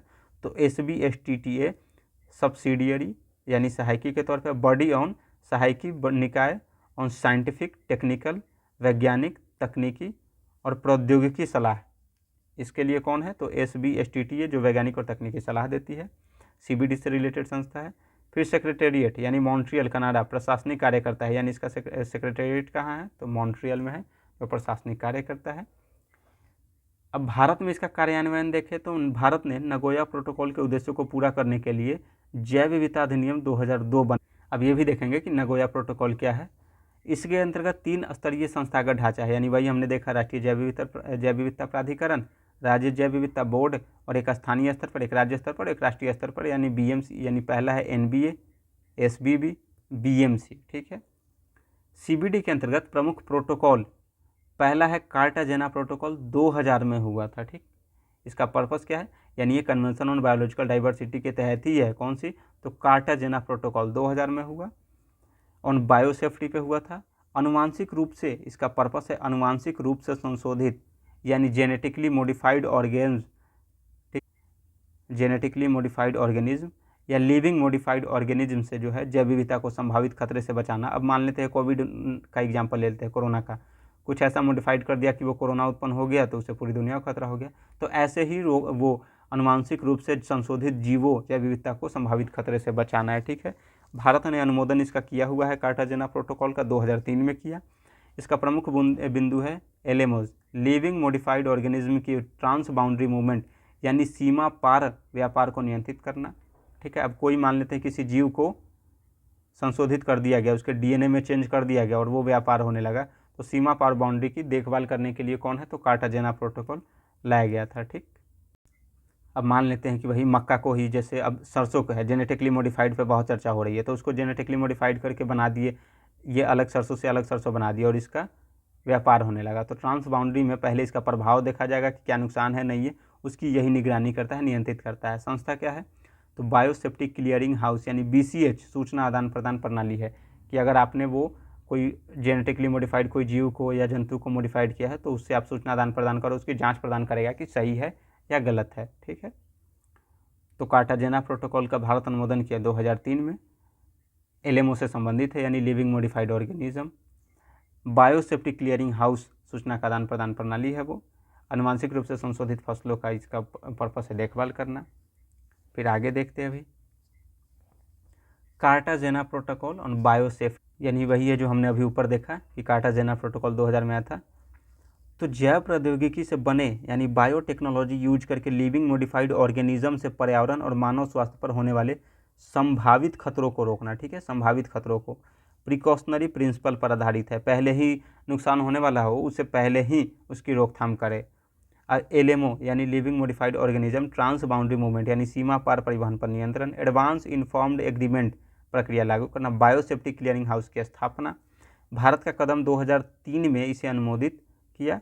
राष्ट्रीय जैव सुरक्षा ढांचा बनाया गया भारत में। उसके बाद देखते हैं नगोया, यानी अभी जो ऊपर दिया था ये उसका दूसरा प्रोविजन है। नगोया कुआलालंपुर मलेशिया में हुआ था। Supplementary protocol on liability and redress, तो ये सप्लीमेंट्री है, इससे पहले एक और हुआ था, पहले हम उसे देखते हैं। ये रहा Nagoya protocol. Access and benefit sharing 2010 में हुआ था कि वही उसी पे हम लोग वो क्वेश्चन पूछा था, वो BMC पे स्थानीय वो प्रबंधन समिति का, स्थानीय जैव विविधता प्रबंधन समिति। तो एक्सेस और बेनिफिट शेयरिंग था कि स्थानीय क्षेत्रों से अगर कोई संसाधन आप यूज करते हैं तो उसकी बेनिफिट स्थानीय समुदाय को भी मिलना चाहिए, शेयर होना चाहिए। यानी एक्सेस बेनिफिट शेयरिंग का मतलब है एक्सेस यानी इस क्षेत्र तक पहुंच हुआ, अब इसका इस्तेमाल हुआ तो बेनिफिट जो इससे हुआ वो शेयर किया जाएगा, किससे, तो स्थानीय समुदाय को शेयर किया जाएगा। ठीक, अंगीकार 2010 में COP10 था, वो नगोया जापान में है। प्रभाव में 2014 में प्रभाव में आया। जैविक संसाधनों और उनसे उत्पन्न लाभों का न्याय संगत और समान वितरण, इसी के तहत जो है वो BMC फिर राष्ट्रीय और राज्य स्तर पर जैव विविधता बोर्ड की स्थापना की गई। यानी उत्पन्न लाभों का न्याय संगत और समान वितरण। पारंपरिक ज्ञान अधिकारों की रक्षा करना।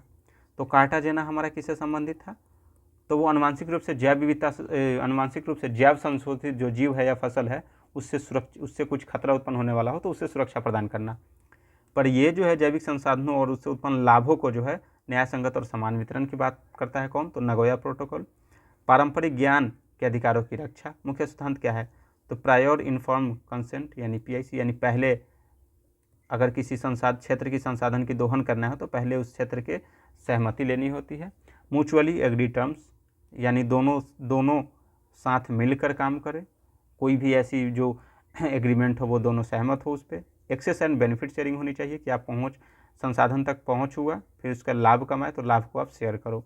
भारत की भूमिका, भारत ने इसे 2012 में रैटिफाई किया, यानी वो अनुमोदित किया। नेशनल बायोडाइवर्सिटी अथॉरिटी NBA इस प्रोटोकॉल के क्रियान्वयन की जिम्मेदार संस्था है।